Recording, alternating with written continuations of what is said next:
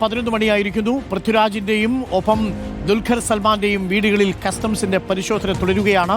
ഭൂട്ടാനിൽ നിന്നുള്ള വാഹനക്കടത്തിന്റെ പരാതിയിലാണ് raid. Operation നുംകൂറിന്റെ ഭാഗമായി കേരളത്തിൽ 30ഓളം ഇടങ്ങളിൽ ഇപ്പോൾ പരിശോധന നടക്കുന്നു. ഭൂട്ടാൻ പട്ടാളം ഉപേക്ഷിച്ച വാഹനം ഇറക്കുമതി തീരുവ അടയ്ക്കാതെ കടത്തി എന്ന പരാതിയിലാണ് ഇപ്പോൾ രാജ്യവ്യാപകമായ അന്വേഷണം. കേരളത്തിൽ വിൽപ്പന നടത്തിയ വാഹനങ്ങളിൽ 3 എണ്ണം വാങ്ങിയിരിക്കുന്നത് സിനിമാ മേഖലയിലെ ഉന്നതരാണെന്നാണ് കണ്ടെത്തൽ. ശരൺ കൂടിയുണ്ട്. ശരൺ, നേരത്തെ ഈ ദുൽഖർ സൽമാൻ വാങ്ങിയ ഒരു വാഹനം അത് ഒരു SUV ആണ്. അത് സൂപ്പർ ചാർജ് റേഞ്ച് റോവർ വാഹനമാണ് അന്ന് വാങ്ങിയിരിക്കുന്നത്. ഒരുപക്ഷെ ഈ വണ്ടി ആവാനുള്ള സാധ്യത തള്ളിക്കളയാൻ കഴിയില്ല. 2010 മോഡലുള്ള ഒരു വണ്ടി അടുത്ത കാലത്ത് ദുൽഖർ സൽമാന്റെ ഗ്യാരേജിലേക്ക് വന്നിരുന്നു. 5 litre V8 super charge petrol എഞ്ചിനുമായി വന്ന ഒരു റേഞ്ച് റോവർ L322 SUV ആണ്. ആ റേഞ്ച് റോവർ കാറാണോ എന്നൊരു സംശയമുണ്ട്. സംശയം മാത്രമാണ്. പക്ഷേ ഇതുപോലുള്ള ഏതോ വാഹനമാണ് ദുൽഖർ സൽമാൻ വാങ്ങിയിരിക്കുന്നത്. സമാനമായ വാഹനമാണ് ഒരുപക്ഷെ നമ്മുടെ പൃഥ്വിരാജും വാങ്ങിയിരിക്കുന്നതെന്നാണ് അറിയുന്നത്. എവിടെയൊക്കെയാണ് റെയ്ഡ് ഇപ്പോഴും തുടരുകയല്ലേ?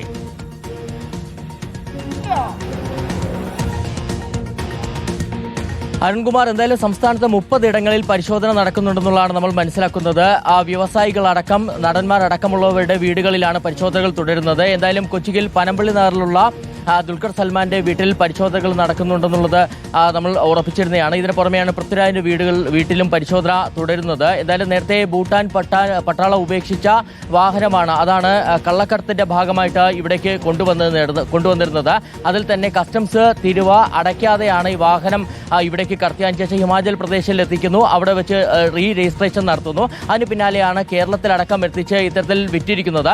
10 ലക്ഷത്തിനൊക്കെ വാങ്ങിയ വാഹനമാണ് പിന്നീട് 45 ലക്ഷം രൂപയ്ക്ക് വിറ്റിരുന്നത്. ഇതിൽ പ്രധാനമായും കസ്റ്റംസ് ഇപ്പോൾ പരിശോധിക്കുന്നത് ഈ നടന്മാരുടെ വീടുകൾ പരിശോധന നടക്കുന്നതെന്ന് പറയുമ്പോൾ തന്നെ നടന്മാർക്ക് ഇതിനെക്കുറിച്ച് അറിവുണ്ടായിരുന്നു എന്നുള്ള കാര്യമാണ്. അവർക്ക് നേരിട്ട് ഈ കുറ്റകൃത്യത്തിൽ പങ്കുണ്ടെന്നുള്ളത് കസ്റ്റംസ് പറയുന്നില്ല. പക്ഷേ കസ്റ്റംസ് അക്കാര്യത്തിൽ വ്യക്തത വരുത്തുക, അതായത് ഇത്തരത്തിൽ ഇടനിലക്കാർ വഴി ഇത് വാങ്ങുന്ന സമയത്ത് 45 ലക്ഷം രൂപയ്ക്കൊക്കെ തന്നെ വാങ്ങുന്ന സമയത്ത് അങ്ങനെ കള്ളക്കടത്തിന്റെ ഭാഗമായിട്ട് കൊണ്ടുവന്നതാണോ, അതിനെക്കുറിച്ച് അവർക്ക് അറിവുണ്ടായിരുന്നു എന്നുള്ളതിൽ വ്യക്തത വരുത്തുകയാണ് കസ്റ്റംസിന് ലക്ഷ്യമെന്നുള്ളതാണ് നമ്മൾ മനസ്സിലാക്കുന്നത്. എന്തായാലും രാവിലെ ആരംഭിച്ച പരിശോധനകൾ ഇപ്പോഴും തുടരുകയാണ്.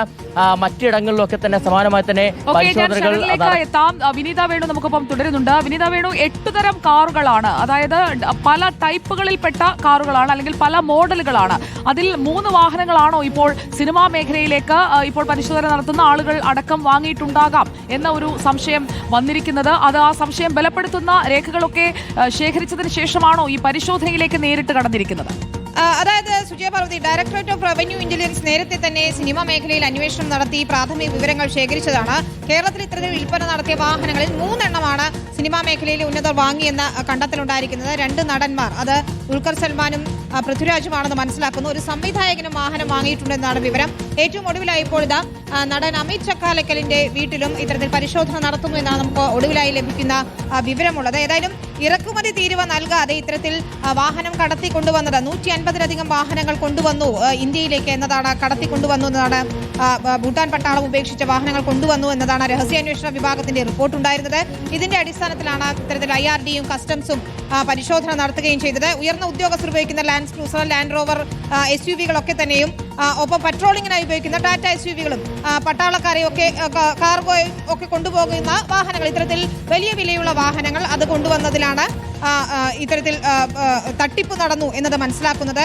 സുജി, ഏറ്റവും പ്രധാനപ്പെട്ട കാര്യം, 1 ലക്ഷം രൂപയ്ക്കൊക്കെ വാങ്ങിയ വാഹനമാണ് 25 ലക്ഷം രൂപയ്ക്ക്, 3 ലക്ഷം രൂപയ്ക്ക് വാങ്ങിയത് 30 ലക്ഷം രൂപയ്ക്കൊക്കെയാണ് ഇത്തരത്തിൽ ഇടനിലക്കാർ വിറ്റിരിക്കുന്നത്. നമുക്ക് മനസ്സിലാക്കുന്നത് നടന്മാർ ഇത്തരത്തിൽ ഒരുപക്ഷെ കബളിപ്പിക്കപ്പെട്ടതാവാം എന്നുണ്ട്. അതോ ഇവരുടെ അറിവോട് തന്നെയാണോ വാങ്ങിയതെന്ന് കൂടി അറിയണം. ഇടനിലക്കാരാണ് ഏതായാലും ഇതിൽ ഇത്തരത്തിൽ വാഹനങ്ങൾ കടത്തിക്കൊണ്ടുവന്ന് ഇത്തരക്കാർക്ക് വിതരണം ചെയ്തിരിക്കുന്നത് മനസ്സിലാക്കുന്നു. കേരളത്തിൽ വ്യവസായികൾ ഉൾപ്പെടെ ഈ വാഹനങ്ങൾ വാങ്ങിയിട്ടുണ്ടെന്നുള്ള വിവരവുമുണ്ട്. അങ്ങനെ 30 ഇടങ്ങളിൽ പരിശോധന നടത്തുന്നു എന്നാണ് നമുക്ക് മനസ്സിലാക്കാൻ സാധിക്കുന്നത്. രാജ്യവ്യാപകമായി തന്നെ ഓപ്പറേഷൻ നുങ്കൂർ എന്ന പേരിൽ 47 ഇടങ്ങളിൽ പരിശോധന നടത്തുന്നതിൽ വിവരമുണ്ട്. ഇതൊക്കെ തന്നെയും കസ്റ്റംസിൽ നിന്ന് കൃത്യമായി നമുക്ക് അതിന്റെ വിവരങ്ങൾ ലഭ്യമാക്കേണ്ടതുണ്ട്. ഏതായാലും വ്യാപകമായി ഈ വിഷയത്തിൽ പരിശോധന നടത്തുന്നു.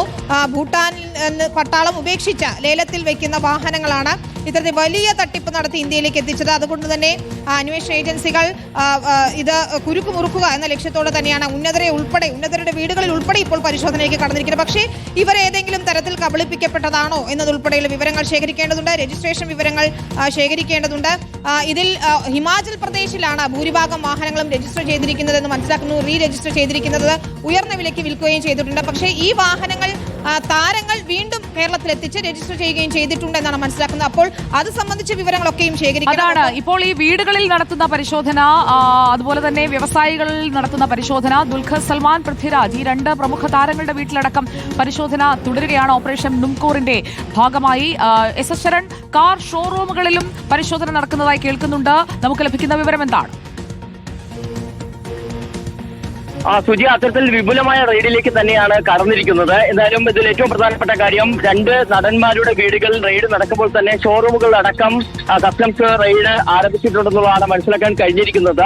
ഇതിൽ പ്രധാനമായും ഇത്തരത്തിൽ ഇടനിലക്കാർ വഴി ഈ വാഹനങ്ങൾ വാങ്ങിയെന്ന് പറയുമ്പോൾ അത് ഈ കുറ്റകൃത്യം ഇത്തരത്തിൽ കള്ളക്കടത്തിലൂടെ കൊണ്ടുവന്ന വാഹനമാണെന്നതിനെ കുറിച്ച് അറിയാമായിരുന്നോ എന്നുള്ളതിൽ വ്യക്തത വരുത്താനുള്ള റെയ്ഡാണ് ഇപ്പോൾ നടന്നുകൊണ്ടിരിക്കുന്നത്. ഈ രണ്ട് നടന്മാരും ഇവിടെ ഇല്ലെന്നുള്ളതാണ് നമ്മൾ മനസ്സിലാക്കുന്നത്. പ്രധാനമായും പൃഥ്വിരാജിന്റെ വീട്ടിൽ റെയ്ഡ് നടക്കുന്നതിനൊപ്പം തന്നെയാണ് ദുൽഖർ സൽമാന്റെ കടവന്ത്രയിലെ വീട്ടിലും റെയ്ഡുകൾ തുടരുന്നത്. ഇതോടൊപ്പം തന്നെ മറ്റ് 28 ഇടങ്ങളിൽ കൂടി കേരളത്തിൽ റെയ്ഡുകൾ നടക്കുന്നുണ്ടെന്നുള്ള കാര്യമാണ് കസ്റ്റംസ് വ്യക്തമാക്കിയിരിക്കുന്നത്. നേരത്തെ DRIക്ക് കൃത്യമായി തന്നെ വിവരങ്ങൾ ലഭിച്ചിരുന്നതാണ്. DRI report തയ്യാറാക്കിയിരുന്നതാണ്. ഇത്തരത്തിൽ ഭൂട്ടാൻ പട്ടാളം ഉപേക്ഷിച്ച വാഹനങ്ങൾ ഇത്തരത്തിൽ കള്ളക്കടത്ത് നടത്തിയിട്ടുണ്ട്. അത് ഹിമാചൽ പ്രദേശിലേക്ക് എത്തിച്ചിട്ടുണ്ട്. കസ്റ്റംസ് തിരുവ നൽകാതെ, അതായത് ഇറക്കുമതി തിരുവ അടയ്ക്കാതെ തന്നെ ഇത്തരത്തിൽ കടത്തുന്ന സാഹചര്യമുണ്ടായിരുന്നു. പിന്നീട് ഹിമാചൽ പ്രദേശിലേക്ക് എത്തിച്ച് അവിടെ റീ രജിസ്ട്രേഷൻ നടത്തുന്നു. അതിനുശേഷം കേരളം അടക്കമുള്ള പലയിടങ്ങളിലേക്കും എത്തിച്ച് ഇത് വിൽക്കുകയാണ് ചെയ്തിരിക്കുന്നത്.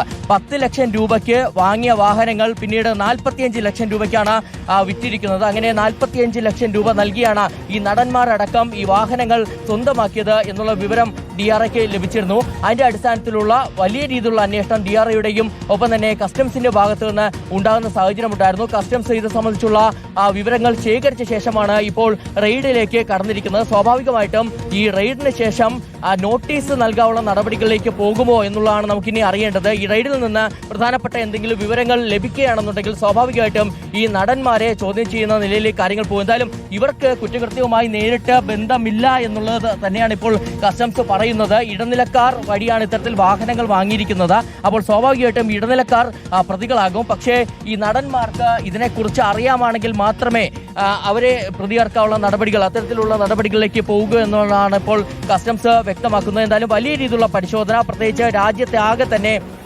രാജ്യവ്യാപകമായി തന്നെ ഈ പരിശോധന നമുക്ക് കാണാൻ കഴിയുന്നുണ്ട്. കേരളത്തിൽ മാത്രം 30 ഇടങ്ങളിൽ ഇപ്പോഴും പരിശോധന തുടരുകയാണ്.